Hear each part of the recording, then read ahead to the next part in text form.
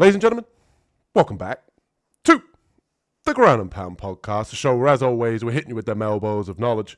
And UFC 321, Gane taking on Aspinall over in Abu Dhabi is here, the pay-per-view we've all been waiting for. And as always, your boys here on the Ground and Pound podcast are here to break the whole thing down, starting in the early prelims, heading to the main event. And you know who I'm joined by, my co-host, Carlos. What's happening, Carlos? Absolutely nothing, brother. And we're going to dive right in here for the first opening bout here on the early prelims. And we have Mizuki Inoue taking on Jaqueline Amorim. And I'm going to pass this one to you, Carlos. Who you got in this opening bout? I'm going to go with Amorim in this one. Inoue moves a lot. She's in and out. She's got a lot of lateral movement. But I just believe that even though Inoue has she does strike. She does like to mix it up on the feet. She has a lot of movement. I just think Amorim's going to find a way to close the distance and get the fight to the mat because she has pretty much up to this point been able to do that with most of her opponents, where she can implement her ground game. And it may take a minute just to find a way to get her up against the cage, get her in one spot. Probably jab to the body, shoulder, a couple leg kicks, whatever, anything to get her not moving, and then she's just gonna close the distance slowly and start to get her down to the ground somehow, whether it's from the clinch or the cage, and that's usually her way of doing it. And once it's down there, it's not like Inoue doesn't have any ground game either. It's just the fact that I think Amorim, once she's on top, she has very good top control. She's actually got heavy top pressure, and she keeps good position. So she's whether she gets submission or ground and pound, I think she's going to get this done. Yeah, share the same sentiments you do here. Give me Amorim here. I feel fairly confident in her. She's looked pretty good, decent in terms of athleticism. She likes to get fights to the ground. And she looks good when she's doing it, even if she does grab the glove. AI, Vanessa Demopoulos, we all know how that one went down, but had to bring that one up. But yeah, she looks pretty decent, honestly, all jokes aside. And when you compare the fact that she is training over at American Top Team, arguably the best gym in the sport, obviously training with killers, and she's at the right gym overall for her skill set being high level BJJ. Her striking's improving. I think she's probably the better striker out of the two from what I've seen from Inoue. And the thing that really does it for me here is when you look at Inoue, she hasn't fought since September 23rd, 2023. 2-year layoff in a sport like mixed martial arts. It's never going to make me want to, side with her. I mean, Carlos and I joke around sometimes, and we watch tape on these fighters, and they end up fighting on the Saturday. You watch them, and you're like, where the hell did this skill set come from? This person kind of surprises you. Who knows? Maybe this 2-year layoff will do her good. You dive a little bit deeper into the research, it's down to a knee injury that she's had, so I don't expect Inoue to come out here and be any better than what I've seen on tape. If anything, I think she's more likely to be worse than better. She is live in the ground game. Like Carlos said, she does do a lot of movement. She does have a lot of movement. She is trying to sort of move her head in terms of the striking, but I think this one's going to play out on the ground. I think Amorim's going to get the takedowns eventually, whether that be the body lock, trip takedown that she's pretty much used for most of her fights, but when she does get fights to the mat, she's a wizard on the ground. All of her wins, all of her 10 wins do come via a finish, mostly by submission. So I see that being the path to victory here. Even though Inoue's never been finished, there's always a first time. And after a 2-year layoff with a step slow here against a killer on the ground like Amorim, I think she gets this one done here via submission. And next up, we have Mitch Raposo taking on Azat Maksum. Carlos, who you got in this one? Kind of tough. They're both looking for their first victory in the UFC, I believe. And Mm. I like Raposo. I think he's very technical, and I think that he has good boxing. I think he has decent movement. Loves to implement the kicks into his game. I wish he would do a little bit more wrestling. Um, in this fight, that may help him. It may not help him, but there's just something that was it okay makes him actually brings to this is the fact that he's a little bit more aggressive, whereas Raposo's kind of going to sit back and kind of wait for openings, and Maxim's just going to go and take it. And I just feel that his little bit more of aggression. Um, he likes to mix in takedowns, likes to keep you guessing, loves to just throw a bunch of different strikes at you. Mitch can do the exact same thing. I just think the fact that Raposo is it's very good to be as technical as he is. The problem is you have to fight incredibly technical for him to have any success. And you got to be willing to play the back and forth game. And Maksum's just he's gonna make it competitive. He's gonna make it aggressive, and he's still gonna be technical, but he wants to win. And I think Mitch just doesn't have that. I wish he had that because I think he's a good fighter. But I'm gonna go with Maksum to get this done. Yeah, and this fight is sponsored by Modelo's. For those with a fighting spirit, shout out Modelo's. Anytime you want to sponsor the Ground and Pound podcast, just let us know. No, I'm right there with you, man. I actually think Mitch Raposo is a decent fighter, boxer, wrestler, obviously out of New England cartel. We've seen him go 0-2 inside the UFC, Sumodaji and Andre Lima. Not necessarily bad competition. He was fairly competitive with Sumodaji with a height and reach disadvantage in that fight. But one of the things that I think really gave Mitch Raposo trouble in that fight was the kicks of Sumodaji. And I definitely think that Maksum can implement a similar game plan here. To me, Mitch tends to struggle with the height and reach advantage of a lot of his opponents. So he's got to get on the inside, which is where he tends to fall into the clinch and kind of fall in love with his wrestling. But to me, Maksum is the better wrestler out of the two. He comes from a wrestling background overall. He has decent kickboxing. He has good kicks as well. And I think that Maksum here can kind of blast kicks at Raposo from range. If Raposo does try to mix in the grappling, I wouldn't be surprised if Maksum kind of, hip tosses him or throws him to the ground, and he's able to get into dominant positions on the ground. And when you kind of look at the level of competition between the two, even with Maksum, I mean, he's losing a split decision or losing a decision to Tagir Ulanbekov, which is not a bad loss by any means, and Charles Johnson as well, who's also ranked in, I believe, in the top 15 of this division as well. So two, decent high-level guys who are ranked opponents. He's kind of fought the murderer's row so far, so I do think that Mitch Raposo is a big step down in competition here for Azat Maksum. I think he should be able to get it done. I think he's the cleaner striker. I think Mitch Raposo really just kind of relies on the wrestling to be able to win and stall out in rounds. I don't see him being able to do that here against Maksum. I think ultimately this is the get-right spot here for Maksum. I think that he's going to be the cleaner striker with mixing in the kicks along with having the better wrestling, and I think that's what Mitch Raposo tends to rely on if he can't wing shots on the feet. So give me Azat Maksum here to mix it in, full mixed martial arts style, defend the takedowns, maybe get some of his own. He has the height, he has the reach advantage here. I feel fairly confident in him to get it done. A lot of big favorites on this card. I think Azat Maksum should be one of them, rightfully so. And next up, we always have the fan favorite Chris Barnett taking on Hamdy Abdelwahab. Carlos, who you got in this heavyweight matchup? As much as I would like to pick Barnett, because yes, he is a fan favorite. Guy's a lot of fun, comes out, has a great time. Unfortunately, if he's not going to land that spinning wheel kick, I don't know what else he's going to do to win this. And Hamdy hasn't been very impressive in his fight. He should be implementing a lot more of his wrestling and ground control if he has it. Maybe in this one he will, but he's been staying on the feet. And in this fight, I don't think that would be too bad of an idea either. I don't think Barnett's striking is that imposing, except for some of his kicks. Hamdy, maybe some clinch work, make this a little dirty on Barnett. Plus, Barnett, he also has that leg injury, like 2 leg injuries back to back. Like, it's going to be hard for him to recover, especially 39-year-old guy. You're going through a camp, and now you're going to try to be explosive in the match, which he does rely on his explosivity. He doesn't really have so much technique. And I just think Hamdy's going to probably get this done. Yeah, I mean, it's really difficult to be confident in Hamdy Abdelwahab. You've seen a few of his performances, still only 5 fights in MMA compared to Chris Barnett, who's obviously a walking Hall of Famer at this point. I'm just kidding. The guy's obviously very, very athletic for his size, 5'9" at heavyweight. He's very deceptive. If you've never seen Chris Barnett fight, spinning wheel kicks, very athletic for the build and for the man titties that are on display here in the image that you can see on the screen. But Hamdy Abdelwahab is a former, I want to say, national team for Egypt in terms of wrestling. But when you see him in there, his wrestling doesn't necessarily stand out. He wants to stand and box with you.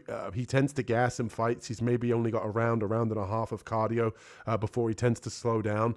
And when you look at Chris's previous fight, like Carlos said, it's just plagued with injuries. I believe it's an Achilles tear, a hamstring tear as well. Before that, he hasn't fought. I think he had 4 fights cancelled. Before that loss that he had to Kennedy Nzechukwu, he hadn't fought since 2022. Obviously 39 years old as well, undersized for the division. It's pretty hard to to pick Chris Barnett here. And outside of a flashy knockout, I just don't see a way for him to really win this one. Unless, Hamdy's cardio, falls off of a cliff. He gets, an over aggressive early in the first round here, maybe gasses himself out, and Barnett is tough. He's able to do what he did in that Jake Collier fight and kind of, weather a storm and then come back. We've seen Chris Barnett do it before. Hamdy Abdul-Wahab does not have the cardio to go 3 rounds, but it's kind of one of those cases where Chris Barnett, obviously coming off of 2 major injuries, he is a good athlete, but at the end of the day, it's hard to see what he's going to really be moving forward after an Achilles tear, after a hamstring tear at 39 years old. It's tough to pick, but I will say this, keep Hamdy Abdul-Wahab out of all of your parlays this week. He might be a big favorite, but it's more of a fade of Chris Barnett's injury. Don't fall for the hype here as far as Hamdy Abdul-Wahab. He is not this high-level Egyptian wrestler that they make him out to be. His cardio will fall off of a cliff, and he only has 5 fights in MMA. So I am going to pick Hamdy Abdul-Wahab, but only in a slight lean here, just based off of how poor Chris Barnett's recent fights have been, along with the injury-plagued career he's had at this point. And next up, we have Jose Delgado taking on Nathaniel Wood. Carlos, who you got in this matchup? Even though I was very impressed with Nathaniel Wood's last showing against Morgan Charrier, I'm gonna go with Jose Delgado. I didn't get to see a lot of him in that last fight, but watching his previous fights on film study, he looked good. Both guys are very well-rounded, and both have clean striking technique. Both can fight in any situation this fight goes, whether it's the ground, on the feet. Delgado, I think he's probably a little bit more the busier of the fighter because he's usually coming forward. That doesn't mean that Nathaniel's always backing up. Nathaniel will come forward. He will push the pace if he has to. He does have I'm going to say a quicker first step than Delgado. So I think if they both throw, he's going to get to the target first. I just think that if he doesn't land, Delgado's got another shot coming and another shot coming. And that seems to be the difference between the two. Plus, I think Delgado actually mixes up his strikes a lot better. He'll throw punches, kicks, knees, all in the same combination as he's closing the distance. So, not to say that Wood can't get this done because, like I said, I was very impressed with his last performance. I just think that Delgado probably carries a little bit more sting. I think he's a little bit more physical, and Wood can take him down, try to control him in some of the rounds and get some top control. I haven't seen Delgado off his back a lot, so I don't know if he's very offensive, very defensive off his back, but he's always trying to get back to his feet, whether he gets taken down or not. So I just think that, long strikes, there's a speed advantage for Wood, but it's not that big. So I think that Delgado's going to be able to time it correctly. And I think he carries a little bit more oomph on his shot. So I'm going to go with him. Yeah, my sentiments exactly. I think Nathaniel Wood needs to make this a wrestling match if he wants to win it. I think on the feet he's going to be a little bit outclassed. The height discrepancy here of 5'11" to 5'6", I think is going to be a problem. I think Wood's going to struggle to get on the inside here of Delgado, and I think if he overextends, Delgado's going to capitalize here. The thing that really impresses me with Delgado isn't necessarily when he tries to set up his shots. It's when his opponents kind of throw their shots and he looks to counter. I think his counter striking is next level. He obviously showed in that previous fight with Hyder Emil that, if you kind of leave an opening, that he's going to capitalize on it. And I just think here with Nathaniel Wood, if he mixes in the wrestling, he can definitely have success. If Nathaniel Wood can, fake a level change and come upstairs with the hands, I agree with Carlos. He's probably going to have the speed advantage here. He's obviously got the experience advantage on his side, but we've seen with Nathaniel Wood in the past that at 145, he is a little bit undersized. And I do think that Delgado, his striking here and at 5'11" is going to be enough for him to win this one. He has good urgency. He has good takedown defense. 27 years old, always improving over at MMA Lab, which is a decent gym as well. And it's not to say that Nathaniel Wood is a bad fighter. Obviously, he has a lot more experience inside the UFC. But I'm a believer in Delgado, even though I did have Hyder Emil winning that previous fight. I did think that he was going to be able to have success with Delgado, but he's just proven to me after a little bit more tape study that I do think that he is the real deal. I do think that Nathaniel Wood's going to struggle here to kind of get on the inside of Delgado's sort of height and reach advantage that he's got. And I just don't really trust Nathaniel Wood, even in previous fights, even though he did have that Morgan Charrier fight that was a good, impressive performance. You go back a fight before that with Daniel Pineda, he retired after that fight, and he even got clipped in that fight. We've seen Nathaniel Wood get dropped in fights that he's able to come back and win. I don't necessarily think that you get dropped by Delgado and then you come back and win. I think Delgado is a born finisher. Obviously, all of his fights, all of his wins coming, all the 10 of them coming via a finish, 4 by submission, 6 by knockout. I just trust him as a natural finisher, and I think that once he does find the chin of Wood, he's going to capitalize and ultimately finish this one. So give me Jose Delgado here to find the finish against my Englishman, countryman Nathaniel Wood. Pains me to say it, but I do think Delgado gets the finish here. And next up, we had this one recently added. We have Valter Walker taking on Louie Sutherland. And I'm happy that Valter Walker was able to get a fight after cutting weight last week or the week before. Carlos, who you got in this matchup? I'm going to have to ride the train with the Walker Express. I'm going to take Valter Walker. And, Walker, he's his stand-up isn't impressive, but it's enough to close the distance, especially with that reach. Enough to make you get your hands up and he can come in and try to take you down with a body lock or something. And Sutherland, tough guy, good striker. I think he uses his feet. He's very educated with his kicks. I think his punching, I guess you could say for the division, good economy of punches. He doesn't throw wild strikes. He kind of has good purpose in everything he's landing. He's not just whiffing on punches and strikes and throwing them out there.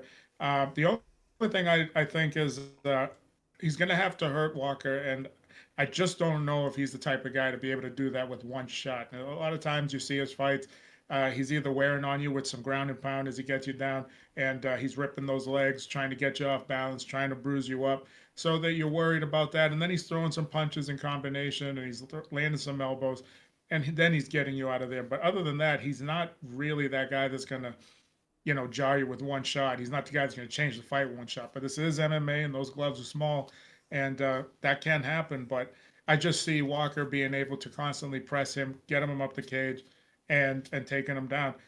With that 6'6" height advantage, he can get kind of a body lock, like a high body lock, and just stand up, posture, and take him straight down, And those are some of the easy ways that he can get some takedowns for a guy that size, if Sutherland likes to get in the clinch, which he likes to do. And once he gets him down there, Sutherland, if he's not on top, I think, yes, he can get off his back, but I think on the way up is when he's going to get caught with a submission. So I think Walker's going to get it done there. Yeah, I've been a Valter Walker believer ever since he lost that UFC debut to Lucas Dresky. But he looked pretty fat going into that fight. He cut a lot of weight. He got in real good shape, and I had him for an underdog when he went against, I believe it was Junior Taffa or Dontel Mays, but obviously 3 fights in a row, heel hook now. Why not, continue the Valter Walker train and say that he gets this one to the ground and continues that heel hook or submission victory? He looks impressive. He looks like he's taking his career very seriously at this point. I think as well he's very motivated in the fact that I saw on social media as well that he was pretty pissed off the fact that he didn't get to fight 2 weeks ago and Usman pulled out.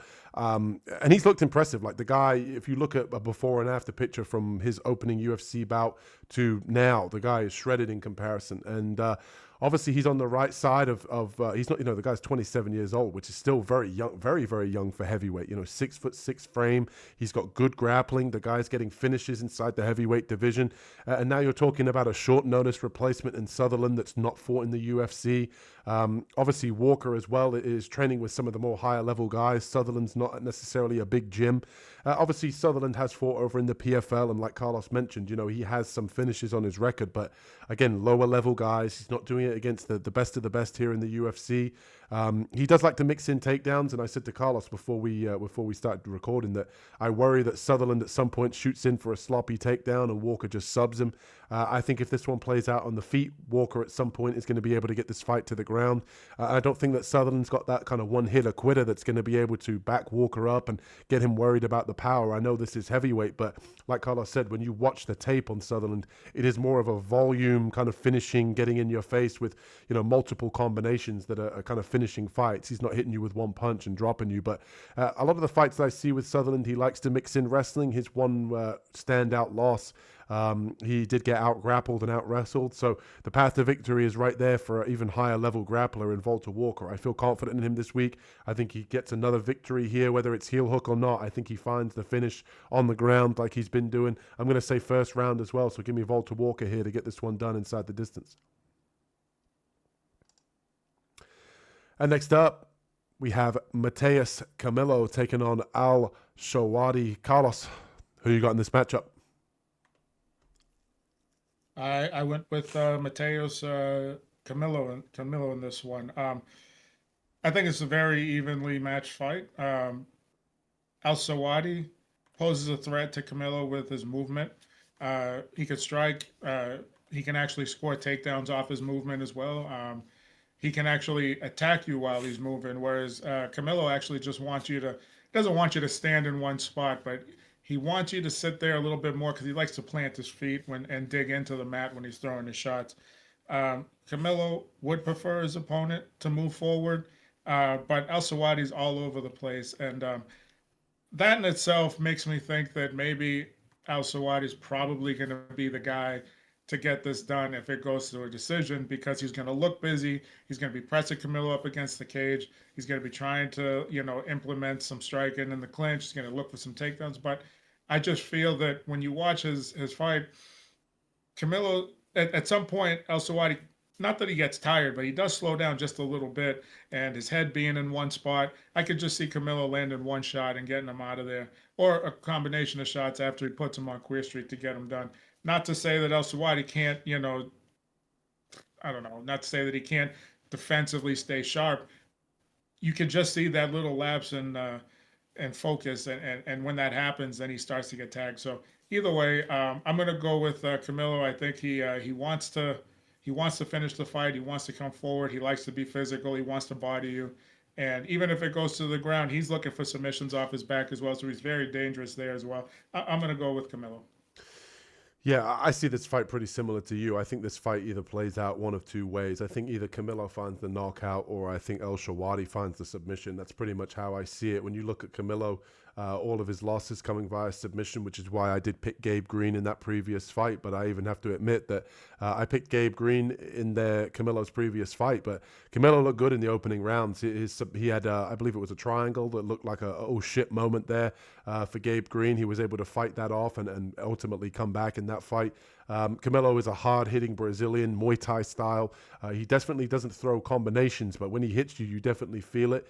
In great physical shape as well. Obviously, still only 24. And when I look at Al-Selwady, obviously, he hasn't fought in a year and 7 months. So he might come back in a completely different fighter, but when he looks to get fights to the ground, I definitely think that Camilo obviously has a weakness there in the grappling, especially later on in fights when he gets tired. But Al-Selwady is definitely going to have to mind his P's and Q's on the feet with Camilo. I think that he's obviously the bigger, more stronger physical fighter.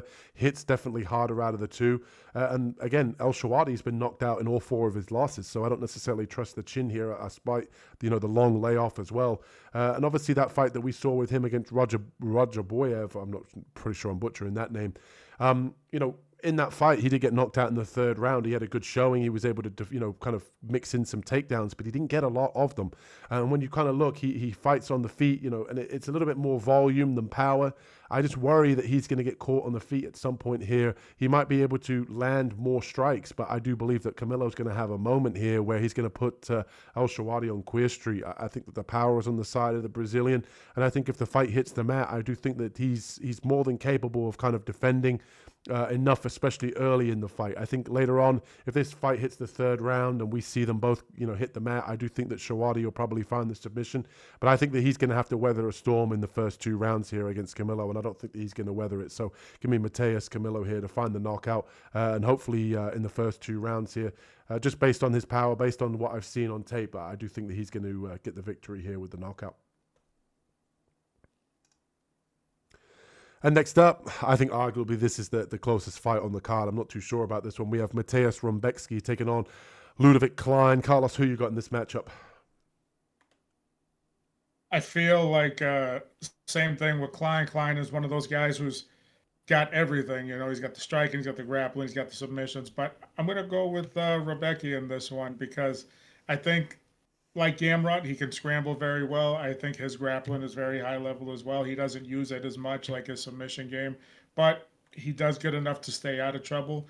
And I'd like to see him actually put someone in some trouble with submissions, but he prefers that if he gets on top, he's going to slug it with you. He's going to try to land some elbows. He's going to try to land some punches, and on the feet, he's going to do the same thing. He's going to swing from the hip, and he's going to try to get you out of there. He throws big shots, big looping shots, and it's not going to be something that Klein can't see coming. It's just going to be, what do you do then? And at that point, I think Klein is probably going to go for a shot. And if you go for a shot on Rebecki, if he gets it, he's going to scramble, get back to his feet, and he's going to make it pretty ugly again in that department. And I just don't know if Klein can keep up that pace of trying to slow him down. You know what I mean? Because he's going to be fighting off his back foot with Rebecki. And I think Rebecki, I think he's got that little bit of dog in him that we like to see. He's going to take some shots, give some shots. And I think if he lands a couple of times, he's gonna do some damage to Klein. So I'm gonna take him. I know he does have a couple of issues, with the reach advantage on some guys. I think there's a height advantage in this one as well for Klein. But I just think that when Klein's trying to be technical, I don't think he's technical enough to keep somebody like Rebecki at bay because I think Rebecki could just blitz him at any time. So I'm going to take him. I'm actually going to go with Klein only for the reasons that you stated about the more technical fighter. I do think that Klein is a little bit more technical than Rebecki. Obviously, 3 years as well, the senior in Rebecki, and Klein's going to have the 6.5-inch reach advantage here. Both guys at 5'7", but there is a pretty decent reach advantage here for Klein. But when I watch both guys, obviously you're talking about, Klein here, obviously losing to Matheus Gamrot, but I look at Gamrot as, a top 7, top 6 guy in the division. When you look back on his other previous wins, he's obviously been able to get it done inside the UFC, and he's on a little bit of a tear before facing a top-level guy in Gamrot, so I don't necessarily hold that against him. And when you look at Klein's kickboxing, he fights nicely behind a jab. He's got nice kicks as well, which I think Rebecki could definitely has to be worried about in this matchup. And to me, Rebecki leaves too many openings. Like Carlos said, he's one of these guys that he wants to pressure you, he wants to get in your face, he wants to mix in takedowns, he wants to pretty much have a brawl. And the problem with that, obviously him losing to Chris Duncan, he got pretty much beat up pillar to post there, took a lot of damage in that fight, was able to win a split decision against Mutabek Orobai, which was arguably one of the best fights that I think a lot of UFC fans have seen.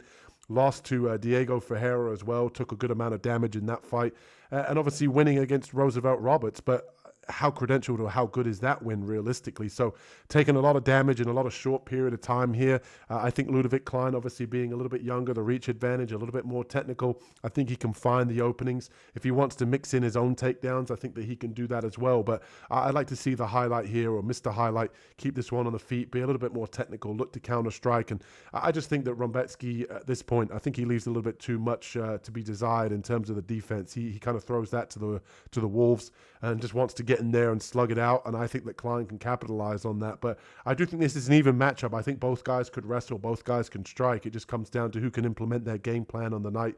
I'm going to have a little bit of dissension and say Ludovit Klein stays technical and finds the opening here. I think Ludovit Klein can stay technical, but unlike Orobai and Duncan, they can both be technical, but they both got that little bit of edge, and they want to make it nasty too. And I just don't think Klein has that. I hope I get to see it because it would make for a great fight, but I think that's the only reason it's going to put it over the edge. We'll see if Ludovit Klein's got that dog in him. That's what Carlos is trying to say.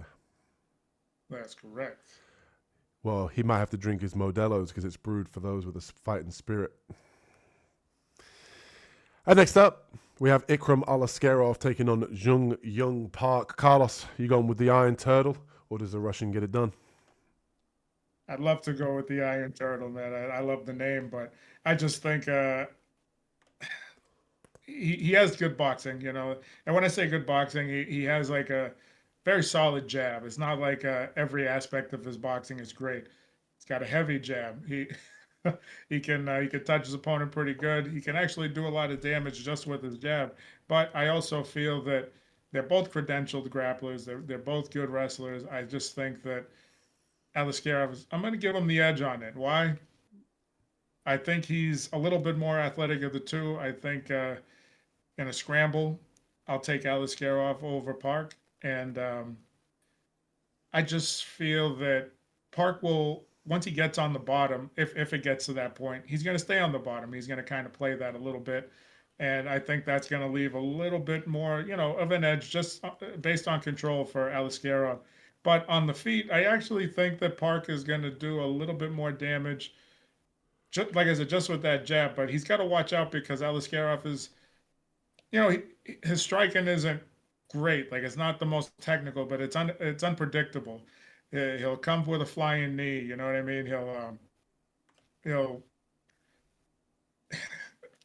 but the flying knee will come from like way outside, and that's what I'm saying. Like these are the things that you just don't see coming. And it's not like Park. He's going to wait for him to shoot while he's standing. If he gets him up against the cage, he's going to throw the knee. So it's good because he's not going to get out of the way. He does mix in some kicks, not a lot, and he does like to.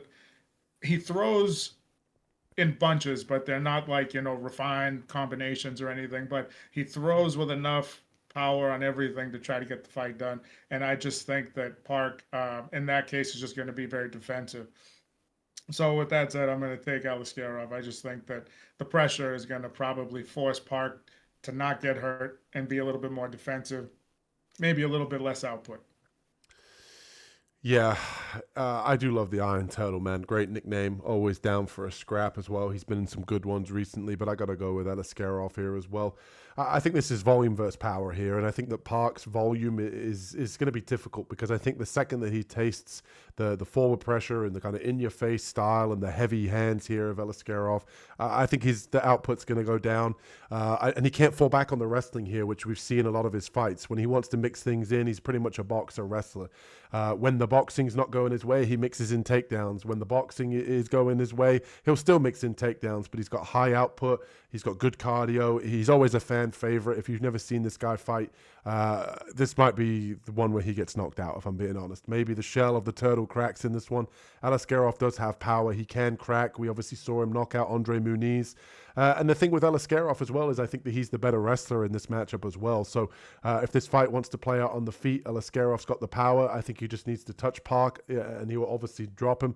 But I just think here that it's one of these things where Park might have success early, but Aliskerov will just walk him down, know that there's not a lot of power coming back his way. And maybe that might be his undoing. Maybe Park catches him with something that he underestimates Park's power coming back, but I don't see it. And when you look at the two losses as well, 16-2, Aliskerov took a short notice, replacement fight against Robert Whittaker, had to fly all the way to Abu Dhabi on 2 days' notice, big weight cut, got knocked out by the Reaper in that fight. No shame in that. Robert Whittaker, top 3 guy, top 2 guy in the division at that point.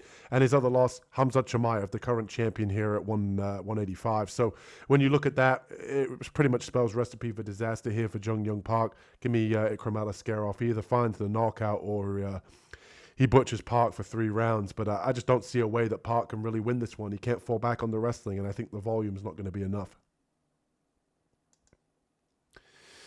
And next up, we have Quillan Sakil taking on Nasrat Haqparast. Carlos, who you got in this matchup? I'm taking Salkild in this one. Hasparat is very heavy on the boxing and pretty much nothing else. He rarely throws kicks. He doesn't really go for a lot of takedowns, and he'll like to stay on the feet and just kind of bang it out with the hands. And I think that Salkild kind of mixes up everything. He'll box, he'll kickbox, he'll you know elbows, knees, everything. You know what I mean? Like I think he's got some good Muay Thai, and I think the fact that he's going to implement the wrestling and having that little bit of height and reach, it kind of reminds me of like when Hasparas fought probably Dan Hooker, and Dan Hooker, kind of the same build, lankiness wise of Salkild, and not that Salkild's anything like Hooker. Hooker's a maniac in there, but I think Salkild's got the skill. I think he wants to be physical in there, and I think he's going to keep Hasparat at at distance. You know what I mean? I think he's not going to let him try to get inside to implement those combinations that he likes to throw. But I think once he gets inside, he's going to clinch him and probably try to take him down and use a lot of his wrestling. So and Haqparast, when he gets down, he's you know, I'm not going to say that he can't get up, but he's in trouble once he gets to the ground. He has limited options of being able to get up. Guys have had a lot of success controlling him, and I think Salkild can get this done. Haqparast has been doing very good. He's been I think it's a 5-fight win streak, but it's just the fact that he does have decent takedown defense. Not decent. He has good takedown defense. It's just the fact that he doesn't mix in a lot of anything offensively. So you don't have anything really to worry about. You just got to keep your hands up, and whether the pressure of Haqparast is wearing you down or is not allowing you to throw back, then that's when he'll get the decision. But I just think Salkill offensively is not going to be someone you could keep at bay. I think he's going to be able to mix in everything, keep Haqparast on his back, not his back foot, but keep him guessing, and he's going to implement the wrestling and be able to control him. Yeah, I'm a little conflicted on this one, if I'm being honest. I do think Quillan Sakild's got all the skills to pay the bills. Like the guy, obviously demonstrated in his last fight that he can mix in wrestling, which is exactly what Carlos is referring to. Obviously 6 foot as well for 155, fairly tall for the division. One of the taller opponents that I think Nasrat Haqparast has ever had to face. But I do think this is a big step up in competition for him. I wouldn't be surprised if he's able to get it done. We obviously saw him have that first round highlight knockout of Jubilee, which I think was what kind of got a lot of the hype behind the kid. Obviously, he's got the porn star mustache and the cool haircut, but still only 25 years old, only 10 fights in terms of MMA. This is a big step up in competition here. And like Carlos did say as well, Nasrat Haqparast has been on a little bit of a tear recently, 5-fight win streak. And he actually proved something to me, I think, in that last fight against Esteban Ribovic, that he's actually got a little bit of dog in him. And his boxing was nice on display. Obviously, previous 2 fights split decisions, but he was able to come out on the right side of those. And I think in this one really just comes down to, I don't think that Sakild's going to be able to get the wrestling going like Carlos does. I think if he can get the wrestling going, I do think that Sakild will be able to pull this one off, but I'm going to say that he doesn't. I'm going to say Nasrat Haqparast is able to outbox him for 3 rounds. I think that he showed in that previous fight against Ribovic that he can bite down on his mouthpiece. He can put a hell of a lot of volume out there. I think that he can obviously catch guys, on the end of punches as well. And I do think that, Sakild's got, good power, but I think as fights go on, I think that he tends to slow down a little bit if you pressure him. I think Nasrat Haqparast can take that last fight and see, in the 3rd round, Sakild kind of getting a little bit tired from the pressure. And I just believe that Nasrat Haqparast can fight with that, kind of high volume, high pace style for 3 straight rounds. And we saw that in the Ribovic fight. So I'm going to pick Nasrat Haqparast here to do exactly that. If Quillan Sakild is able to mix in the wrestling, then I'm going to regret that pick. But give me Nasrat Haqparast here to win with the boxing and ultimately win the decision here based on volume. And next up, we have Azamat Murzakanov taking on Alexander Rakic. I almost said Ribovic. Rakic. Carlos, are you going with your boy? I know you like Rakic. I'm going with my boy on this one. I'm going with Rakic, and he's got to get back in the win column. I mean, you get injured against Blachowicz in a fight you're winning. Granted, I think it was like the end of the 2nd round or beginning of the 3rd where he got injured. You come back after almost 2 years off, I think, and you fight. I think it was Yuri Prohaska, who's an absolute psycho, and he had tons of success in the 1st round, and then the 2nd round, Yuri turns it into a war, and Rakic got sloppy in that and had a good showing. I'd say more of a safe showing against Ankalaev. Didn't open up too much because he didn't want to get caught with anything. But that just still kind of seals it, is that he needs a victory. He needs to get back on track. And I think that he's got all the tools, the skill, the ability to be able to beat Murzakanov. Murzakanov, very explosive off his first movement, hard strikes, quick first movement, kind of a bully, will get you up against the cage, will beat on you. Whether you're in the middle of the ring, whether you're against the cage, he's going to try to just batter you. And that's what it looks like. He has quick, sharp movements. Looks like he's trying to put his fist through your body. And Rakic's got to be safe. You know, he's got to play it safe. He's got to keep a high guard. He's got to stay moving. He's got to use his reach. He's got a lot of reach in this one. He's got a lot of height in this one. He's got great movement in and out. And yeah, he's got to be able to keep him off. And once he gets inside, he's got to be able to clinch him, control the back of his head, control his wrist, control his arms, get some hooks. And I think Rakic can get this done. Just needs to get back in the win column. Yeah, give me Murzakanov here. I think Carlos knew where I was going with this one. I kind of had a feeling you might pick Rakic, but there's no doubt that Rakic has been losing to some of the top guys in the division. You know, Magomed Ankalaev, the former champ, Yuri Prohaska, in a fight that Carlos said, you know, he was winning up until he wasn't. Yuri kind of does that to people, though. And obviously Jan Blachowicz as well at the time, who was obviously up there in the division too. But Azat Maksum, Murzakanov, excuse me, has impressed me. The guy, 15-0. If you've never seen this guy fight, he gives up a ton of height, a ton of reach at 205 in every single fight. But the guy's 15-0. When I think it's something like 3 or 4 finishes now in his last previous fights. And you know, he throws spinning back kicks. The guy's very, very impressive. Technical kickboxing, nice Muay Thai. The guy is a problem on the feet. He can defend takedowns. That's really my only real concern here is just that the size disadvantage that he's going to have here against Rakic, who is, you know, a pretty physical guy, and you can take one look at his picture there to tell that he's going to have the size and probably the strength advantage here. So staying out of the clinch, I think, will be important for a guy like Azamat here. But I think if this one plays out on the feet, that Azamat's going to have all the success that he needs. I don't necessarily trust where Rakic is at in terms of the injuries, in terms of, you know, his confidence going in. This is a must-win for him as well.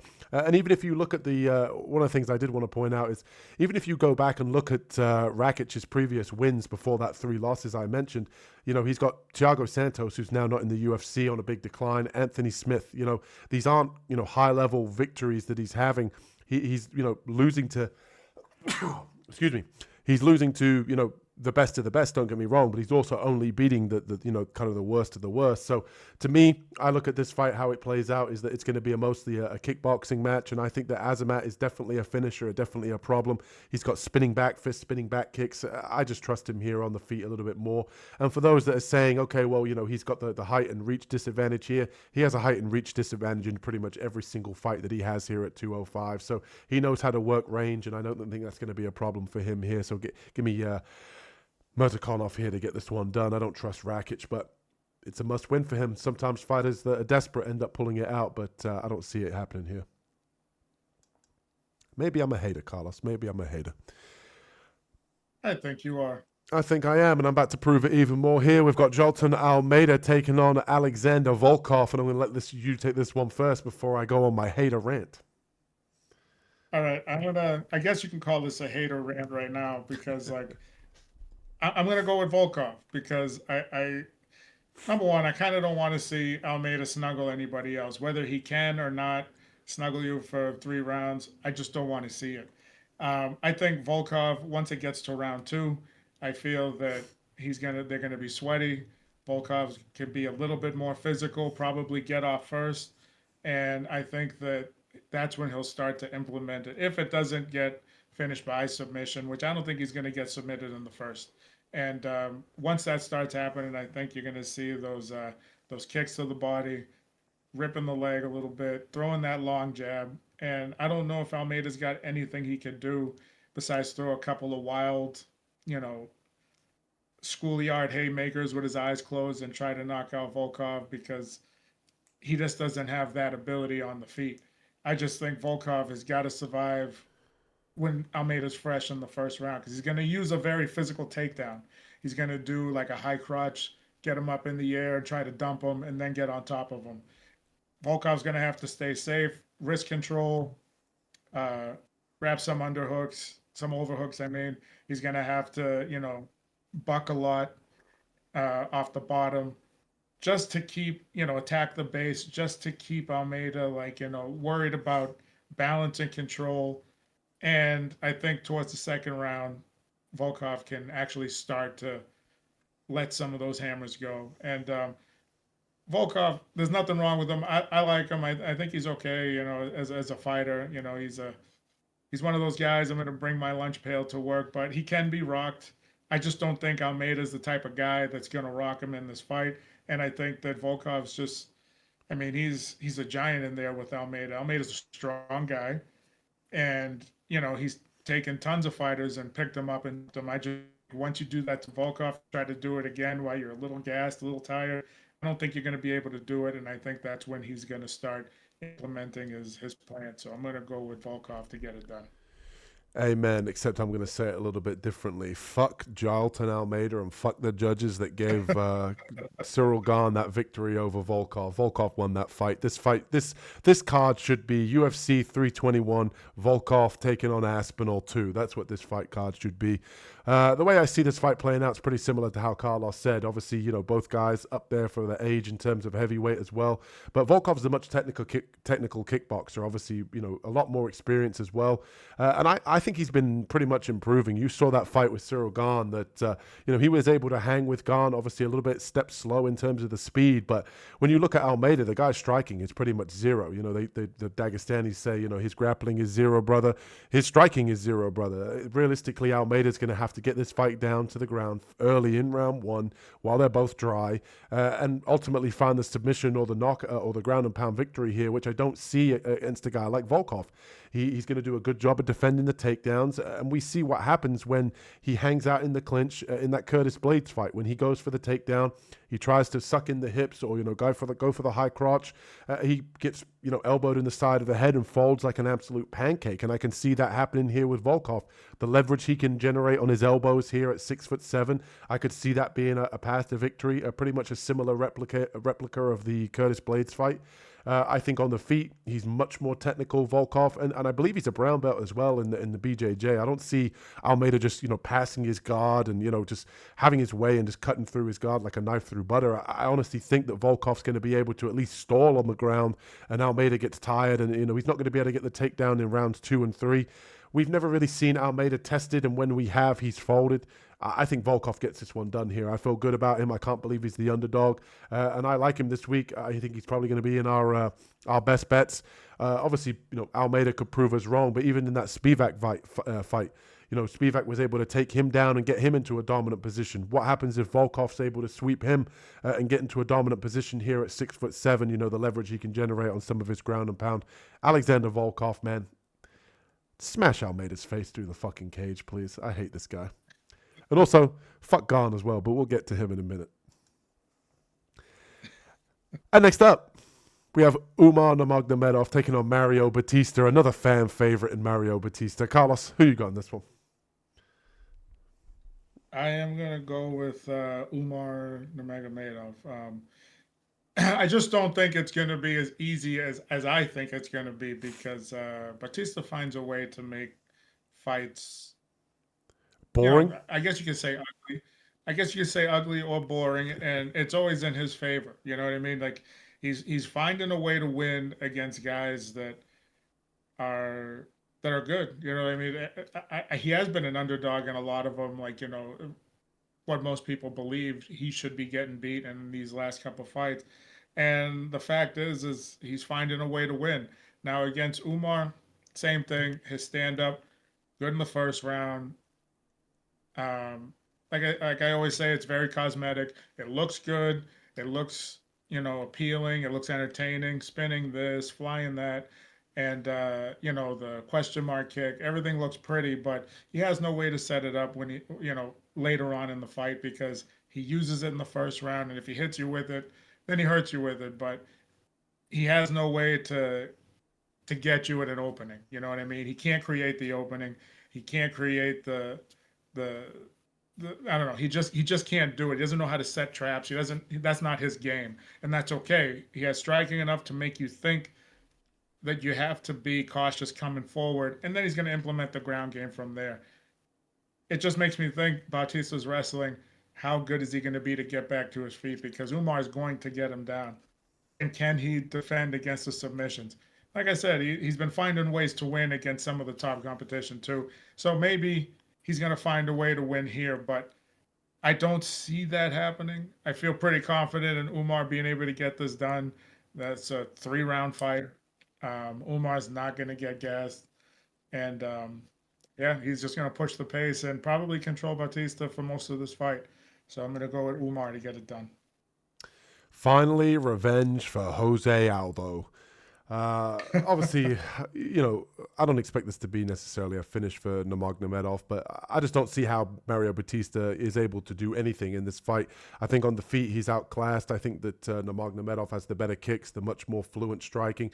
And if he wants to take the fight to the ground, he's a much higher level wrestler, as the name would suggest. And with Mario Batista, we saw, in his previous fights, in the Jose Aldo fight, which I had to relive going back and watching it for tape study this week. Mario Batista just holds Jose Aldo against the fence, and he's not able to implement his wrestling in that fight. He's not going to be able to do that here and stall out Nurmagomedov. He's going to, dig on the hooks. He's going to be able to get him up against the fence and get his own takedowns. And I think Umar obviously learned a lot. I would like to hope so against that Merab fight. He obviously, learned there's levels to this shit, and he needs to be, a much better, more complete fighter if he wants to challenge Merab and win that title and get a rematch. I think he goes out here and makes a statement. I think that he wants to look for the finish here, and I just don't really see how Batista's going to be able to win this one. I think he's outclassed everywhere, and that's pretty much my breakdown. I think wherever this fight goes, Nurmagomedov is the better fighter. He's motivated now after his first loss, 18-0. Obviously took that 0 away when he fought against Merab for the belt. I think he, gets back on the right track here, gets back in the win column, and we finally get some revenge for Jose Aldo. Fuck Mario Batista, that's all I got to say. I just want you to think about one thing, is that you said he's outmatched everywhere. I want you to notice, and I want you to pay attention, if Umar doesn't land like a lucky shot on the feet that gets him like rocked, watch how quick he shoots, because Bautista on the feet is definitely worlds better than Nurmagomedov. It's just the fact that Nurmagomedov looks impressive. I just think Bautista knows how to fight on the feet, where Umar just knows how to throw a couple of things, and he throws them over and over again. So I think there's no way that this is just me. I don't think there's any way that Nurmagomedov is not going to get him down. But if there's a world where he can't get him down, Bautista is going to beat the bag out of him on the feet. But on the ground, I don't think he's going to have that kind. I don't know if you feel that way, but I'm just letting you know. Watch, if that's the case, watch how quick Nurmagomedov's going to shoot. I think I made my feelings very clear, Carlos. And next up, we have the co-main event here for UFC 321. We've got Mackenzie Dern taking on Virna Jandiroba, the ever beautiful Virna Jandiroba. Carlos, who you got in this one? I don't want to go with her just because she's beautiful, but I'm going to go with Virna Jandiroba. Hell you know yeah! what I mean? I'm playing favorites here. I like Dern. I think she's game. I think she can be heavy-handed at times because she swings wild into every shot. I think she wants to hurt her opponent, which is very good. It makes for a great fight. I just think when they fought back, I think it was 2020, Jandiroba didn't feel too comfortable on the feet, but for not feeling comfortable on the feet, she still banged up Dern very good in that fight. Dern, on the other hand, she did have a good showing because she just started working with Jason Perillo. Now, even though she is working with him now, for some reason her striking doesn't look as sharp as it did when she first started working with him. So it makes me think, yes, she's doing the striking, but she's obviously trying to lean more towards the ground game, which is fine. I just think Jandiroba is not afraid of the ground game, and that's where the problem is where most people are going to try to create distance by running away on the ground, trying to, get the hands on the hips, stand back up, and create the distance. I think Jandiroba actually comes into the guard, and then she's going to start implementing a game to pass and control her shoulders and her hips as she passes over her guard. And that's where the problem is for Dern. Now, if she can get the better of Jandiroba on the feet, I'd say she should keep it there. Because normally when Dern gets someone down, once she goes for the submission, it's like a minute, maybe under a minute, and she's got it. But Jandiroba, she's not going to find that kind of success unless she hurts her on the way down. Jandiroba now starting to feel a little better, starting to feel a little looser on the feet. I think she could pose a bit more of a threat, and I think she's going to be able to get it done. The judges, sometimes, because even if you watch that first fight, it was very close, but Dern ends up winning by unanimous decision. So I know they say the UFC doesn't want anyone to be the champion. They don't care to lean one way or another. But sometimes the judges are like, when Mackenzie Dern's fighting, if it's close, maybe it's going to her. This is my only, um, what do we call that again? Conspiracy corner is that sometimes with Dern, if it gets close, they're going to end up giving it to her. But I'm going to go Jandiroba in this one. Move over, Carlos. I'm joining you in conspiracy theory corner, baby, because I'm right there with you, man. I don't understand what Dern does to deserve a title shot other than be a UFC what's the word, poster child. That's pretty much all it is, and I feel like that's what they've done. Mama. Pretty much. That's pretty much how I see it. Oh, she's a sweetheart. She's a sweetheart. Yeah. Let me tell you, Verna Jandiroba, she's a sweetheart, and that's why I'm picking her here. I think that she's going to have all the success she needs. She's been on an absolute tear recently as well. If you look at her last previous fights, I think that she's shown improvements from fight to fight. I wasn't that high on her, but even in that Yan fight that she had, the Zhang Weilnan fight, she looked pretty good in that fight. She was able to get takedowns. She's able to get control. And obviously in the Amanda Lemos fight, she was able to get the submission. She was able to out-wrestle Lupi Godinez and have success in the striking. She's shown improvements from fight to fight, and that's what I really like to see. Whereas like Carlos mentioned with Mackenzie Dern, she got Jason Perillo on her side, multiple fights ago and pretty much looks exactly the same. And this fight really just comes down to the fact that I've seen improvements from Verna Jandiroba. I think she's going to want to get revenge for the loss in the Dern fight. Obviously, this one for the title. 37 years old. She's probably never going to get back to the belt again. And she's shown, I think, that she's taking her career a little bit more seriously. Whereas, to me, with Dern, I hate to say this, and I don't mean this in a disrespectful way, but I mean it to be disrespectful in every way, is that Dern always is in the UFC. She's always one of these ones that they put out there. She's always on fight cards, but she's there because of the name and the look. She's not necessarily there because of the fact that she's actually the most skilled woman showing improvements. She's there running on the track, on the embedded and all this, but she needs to be working on her fucking striking, not her cardio. Let's be real. Though I will say with Dern, she's got good, she's pretty much a dog. We saw that in some of her previous fights. She will bite down on the mouthpiece. She will, kind of get into a brawl. I believe it was Angela Hill. She showed a little bit of toughness in that fight, to kind of dog out certain moments in that fight, but she lacks wrestling to get fights to the ground. She hasn't shown improvements there. Her striking's not shown a whole lot of improvements. So to me, if this fight hits the mat, as long as Verna Jandiroba stays, sort of technically sound on the ground, minds her P's and Q's, she is a high-level grappler as well. As long as she doesn't get swept by Dern and end up, kind of on bottom position here, I think Verna can definitely win this one, whether that be on the feet, whether that be in top control on the ground. And ultimately, this fight really just comes down to a popularity contest. I think, hardcore fans watch Verna Jandiroba's improvements. People who are casuals watch Dern, kind of see the look and ultimately just pick her based on a DEI hire here. So give me Verna Jandiroba. I feel confident in her to become the new strawweight champion here and fuck Mackenzie Dern. There's a theme going on this card.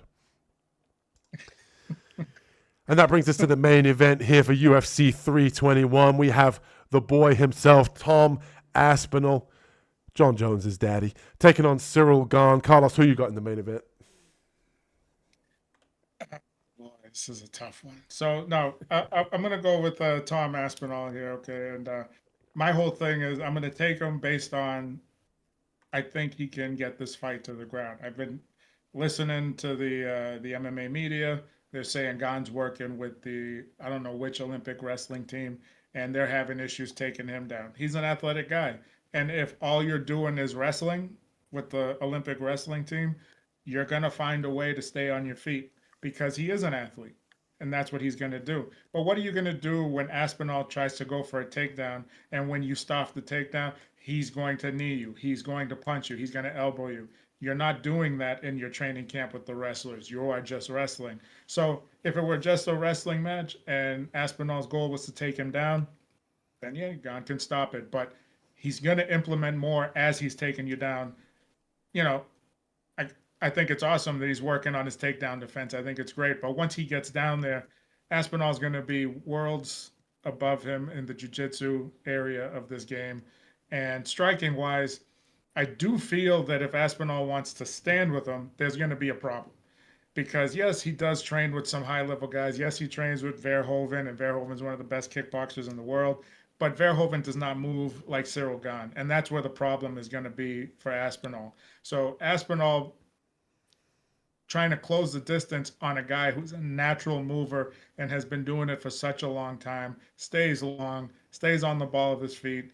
He is not used to somebody like that. But being fast, being quick, he's going to be able to take care of that, closing the distance. I would say I would love to see him implement a little bit more wrestling, a little bit more clinch work, make it a little dirtier on the feet. And if he lands, I think he's gonna hurt Gon. You know what I mean? I think it's gonna be plain as day. He's gonna hurt him. But if Gon lands too on the way in, he's gonna hurt Aspinall. And if anyone of the two can time it better, Gon could probably time Aspinall coming in better than Aspinall can Gon. So I do think that Gon just poses that one threat, and that's pretty much it. Whereas Aspinall poses about 3 to 4 different threats, so it's hard not to take him. I'm going to go with Aspinall. I do like. I don't know what part of the county or country side that you said he's from, but he is an absolute.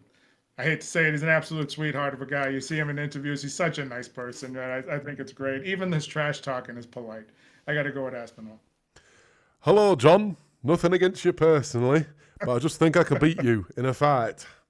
Yeah, I'm right there with you, man. Tom Aspinall by whatever he wants. I'm saying it right now. As a British person, as an Englishman, you know, you got Tom Aspinall. I think he's the future. Still only 32 here at heavyweight, taking on a Frenchman in a main event. Sign me the fuck up. I've been excited for this one in a while. Even though I don't think Gon deserves this title shot, I think it should be Volkov too. Like I mentioned earlier, I almost read Volkov instead of Gon here as a mistake. But I just think that Gon's kicks are going to be the only thing that he's going to have going for him here. And I think we're getting a motivated Tom Aspinall that's fighting up there in the north with some of the best heavyweights that we have here in the UK that travel far and wide to go to that gym. The guy's always improving. He's always traveling. His ground game is sick. You know, his speed in terms of him being a heavyweight. I'm a big fan of the guy. I think that he goes pretty much, you know, on a tear here at heavyweight to prove a point that he obviously wanted that John Jones fight. But one of the things that I really took from the embedded, I watched it, the countdown, was he said that his knee injury was tough for him to come back from, but he said this long layoff over a year waiting for John Jones to sack up and fight him was pretty much one of the toughest things he's had to do because he's been in the gym the whole entire time and he's not been able to show his improvements. So I think we see the best Tom Aspinall, and I have to say in the countdown he looked that way. He looked fast, he looked sharp, he was saying all the right things, and I think Gon's in fucking trouble because if you look at this fight here with Gon, he's so worried about the takedowns that he's not going to see the right hand coming that he's been knocking everybody out with. When you look at it, you know, you're worried about the right hand, he takes you down and he subs you. So I think realistically it's going to be pick your poison here. I think Tom Aspinall by whatever he wants. I could talk about this fight all day. I'm not going to. I think Tom Aspinall pretty much smashes him in whichever way that he wants. Gon's got good kicks, don't get me wrong. He's a good athlete, and I do think that he might show better takedown defense here. But I think realistically, if even if he stuffs a couple of takedowns, I think he's going to worry about the takedowns and get caught on the feet by a much better, you know, harder hitting guy. And the only way that I really see this one playing out negatively for Tom Aspinall is if he gets caught by a kick or he doesn't come in focused because he's been worried so much about the John Jones fight and he takes, you know, Gon a little bit less serious than he does. But from what I've seen so far, from what I've heard in the media, etc., he looks like he's on point. I think he gets it done here and gets the and still and his hand raised here against the Frenchman. But that's all we have time for here on the Ground and Pound podcast. And before we wrap things up, if you've enjoyed the breakdown, hit that like and subscribe button. And we're going to pass it over to Carlos. Is there anything you want to say to the people? Just want to say I wish we did some recaps. Maybe at some point we'll get back to that because this last UFC card, I would have loved to hear some of your rants. I'm sure these guys would have loved to hear it too. Hope you guys enjoyed it. And if you did, please remember to like and subscribe. And we'll see you on the next one. I need to see at least 10 to 15 likes on this video if we need a recap bringing back, and I'll bring the recap back with the rant, and I'll maybe even drink some Modelo's for the recap as well. But we'll catch you guys in the next one. Peace. Peace.